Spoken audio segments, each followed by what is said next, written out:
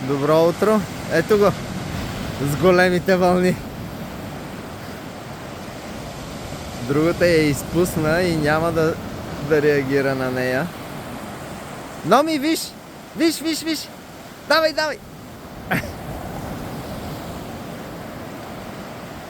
Давай!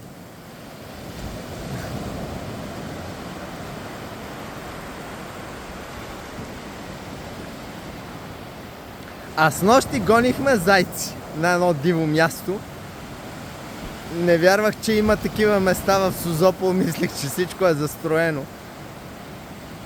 И докато го пуснах на това място, то беше на едно баирче, незастроено, всичко беше обрасло в някаква растителност дива, капини, някакви дървета, каци и така нататък. И докато го пуснах и пред мен изфърча един заек. Викам, боже, тази вечер ще ядеме заешко. Да, ама не.